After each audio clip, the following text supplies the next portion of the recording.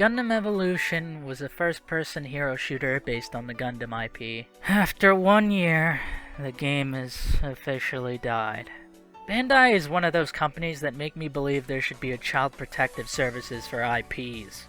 When you're so blatantly inept at handling a colossal IP, you should not be allowed near it after abusing it again and again.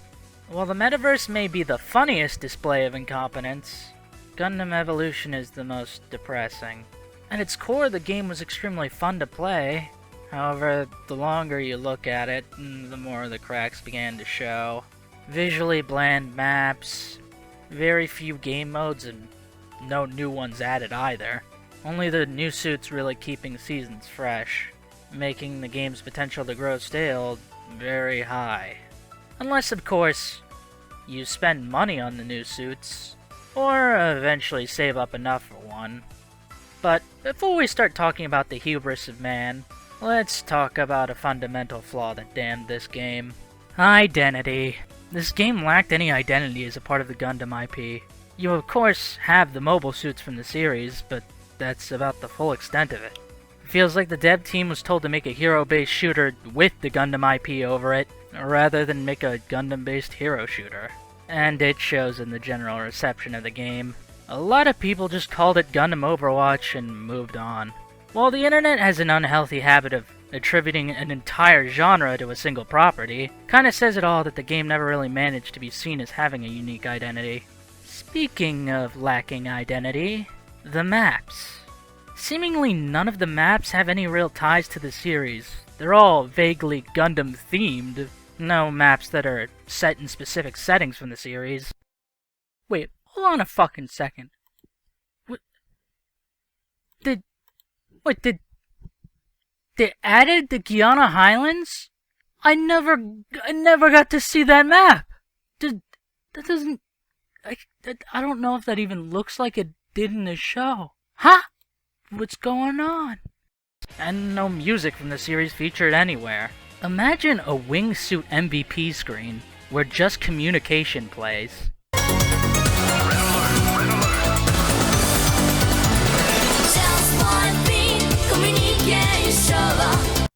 Or with any char suit you get. Small details like that just make the game feel like a Gundam game. This weak identity ultimately contributed to a short lifespan. Speaking as a person who chose to pick up the game in its final month, if I don't fully grasp how bad things were early on in the game's life, that's why. Gundam Evolution at its launch peaked with 55,000 players. Unfortunately, the game's player base immediately began to dwindle.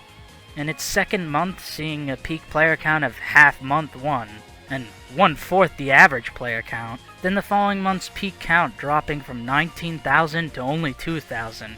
After month 3, the game didn't even average above 1,000 players.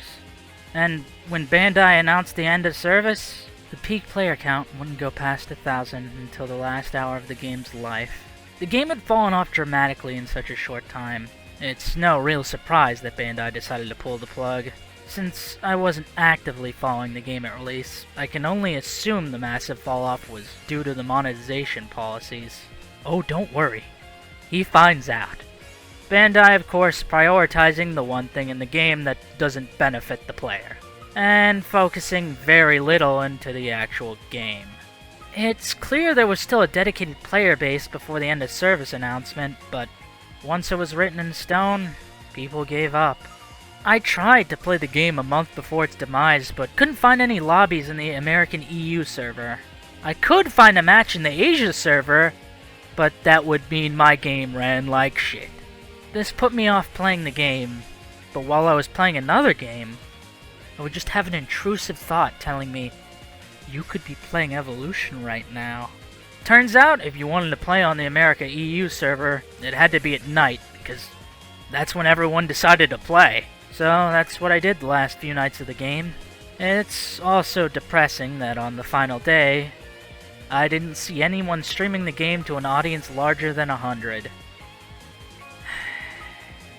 While we managed to end on a peak player count in the pre-demise numbers, it still felt like an under-attended funeral, with the game now being buried. Allow me my list of grievances. This part is more personal opinion, so don't take it as gospel. I don't understand the idea behind making Gundam into a hero shooter. I think this model only ensured the game's failure. Gundam from a surface level is about the suits, which creates a hell paradox for development. You have to make sure that every suit is balanced and unique, something that's difficult to manage on its own, but now you have to consider what suits you add to the game. Since they want to sell these suits, it can't be shit like Ball. This is where the issue is. You're limiting what you can include in a series that's built off its massive lineup of suits, meaning the suit has to be balanced and popular. This was never gonna pan out. Unless Bandai was so unbelievably stupid, they genuinely believed they could drip-feed suits in this game for years. Personally, I think a Gundam FPS would have been better suited to a more classic Bungie Halo approach. A slower-paced shooter with elements of speed. This way they can add as many suits in, but have less trouble balancing them. Obviously, not all suits can fit under the same nebulous playstyle and type, but it makes it much easier to manage those elements. What I'm trying to say is, melee units should have had the energy sword lunge. Now, with that being said, what the hell is controller play? A huge issue, at least for me, was that the game felt entirely different on controller than keyboard. It wasn't so much as I was at a disadvantage, it was more so like I was playing the wrong fucking game. It didn't help that the reticles for aiming had a tendency to be microscopic, making it even harder to aim with a controller, and I didn't see any aim assist in the game, so I get fucked. If only my 10-year-old mouse didn't give out. I could have kept playing the game with Joy-Cons instead. I'm playing with half of a controller and the mouse, because I can't do keyboard to save my life. I'm effectively playing this game with Joy-Cons. Whenever I saw gameplay of people that were using mouse and keyboard, it genuinely looked phenomenal to play. It also felt like I was watching the video being sped up. When I played, the movement felt really slow. And that's the problem. The game only seemed to look good if the person playing it was on mouse and keyboard. The game should still look and feel good on controller if you're going to include it. So I can't help but feel like this probably tanked the console player base. Because if most people pick it up and feel the game controls poorly, then that's just it. And well, you already saw the Steam player base fall off, so... Whenever I tried to play as a melee unit, it felt bad. The regular movement was slow, which for a melee-based unit in a team-based shooter is already a massive disadvantage. You could double-tap boost to zip forward, but every time I did that, I'd find myself still just short of being able to hit them, or even past the enemy at that point. And when actually swinging, it felt sluggish, which wouldn't necessarily be bad, but the damage output didn't offset the lacking speed. Basically, you had to one-on-one someone or you would immediately die. That's not super easy to accomplish in a team-based shooter. Overall, not feeling like they were really balanced into the game, at least certainly not for controller play. With that all being said, time for something less subjective. Genuine flaws. And when I shit-talk this game, I just want it to be clear. This is not me slighting the devs or berating them personally. I fully believe they did absolutely everything they could. It's Bandai who chose to sail this ship, and it's Bandai who chose to sink it. The game had suits categorized by range types. You have close, mid, and long range. When I played with Dynamis, I realized, other than the fact they suck ass at sniping, that a lot of the maps just aren't worth playing a sniper on.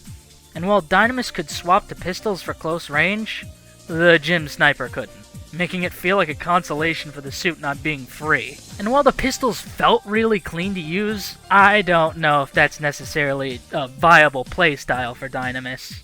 In other news, the UI fucking sucked. It was utterly sterile, and it communicated things horribly. I remember every time I got a new icon, it was an actual needle in a haystack to find. The indicator for a new icon was a small orb in the top left, and it doesn't stick out at all. Finally. one last time, finding the needle in the haystack.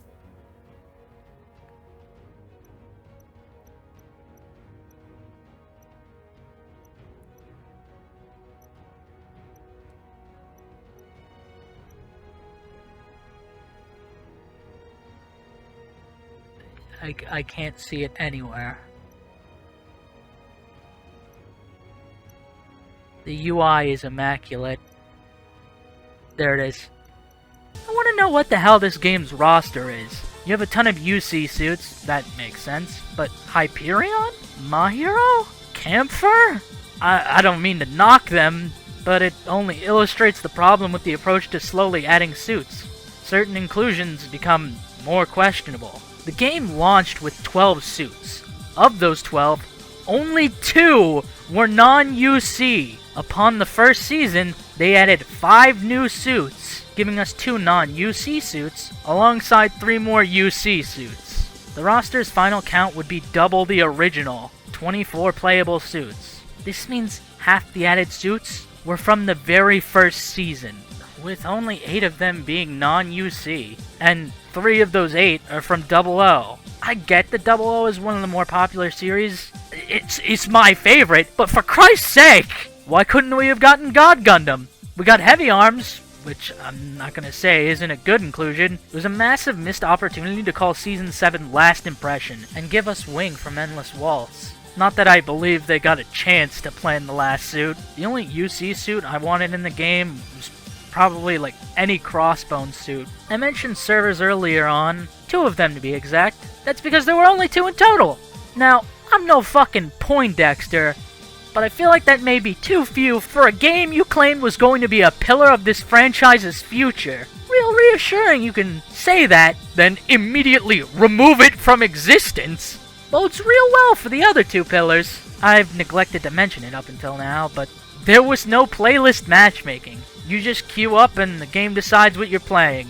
No player input into the map or game mode. It hadn't occurred to me until after the game was dead, but there wasn't even a deathmatch game mode. There were only 4 game modes, one of which I never got to play, that being Headquarters.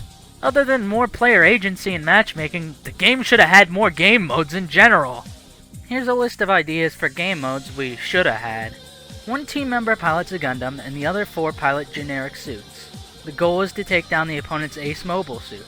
To prevent camping and covering the Ace, you can also throw in additional objectives that punish that strategy. Alternatively, you can just use this for a simple team deathmatch format, and make the Ace pilots count for more points.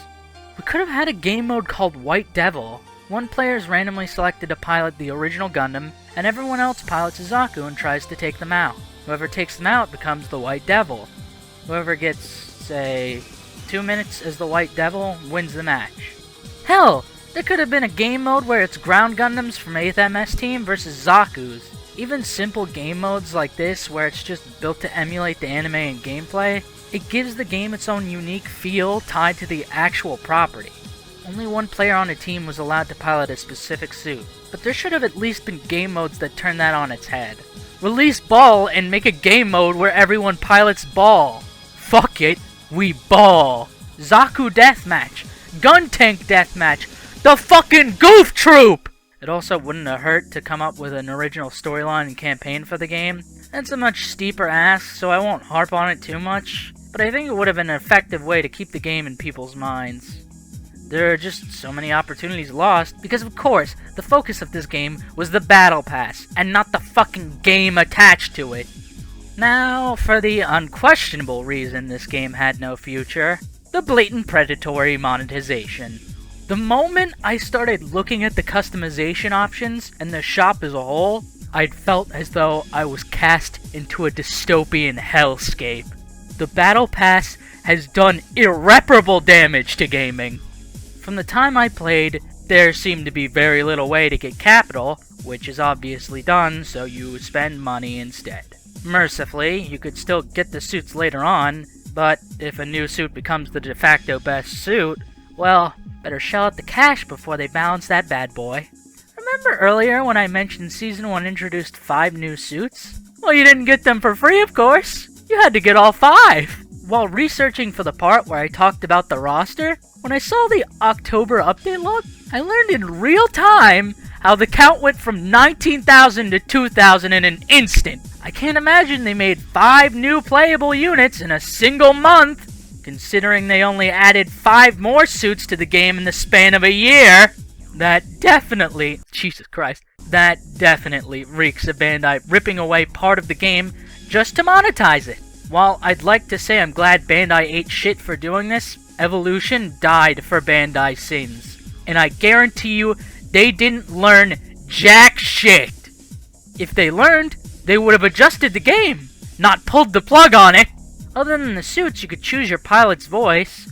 There were 12 different voice options, with rarities attributed to them. You start with all of them, so it makes no sense why they have rarities. Not to mention, they're supposed to be generic voices. I would assume because they're rarities, this implies you could get voices. But no, would have made a ton of sense to have the voice of iconic characters from the series as rare voice drops, but, well, paying more VAs is more money Bandai could be incinerating in the metaverse. You could also set poses as well as MVP and intro animations for each suit. However, there were very few of them. Animation is hard! Cost extra money hard! Another thing Bandai likely weren't willing to budget for. Considering that seed suits are probably responsible for half of Bandai's fortune in Gunpla, the only restraint I think Bandai had was in adding Hyperion instead of any mainline suits in the roster.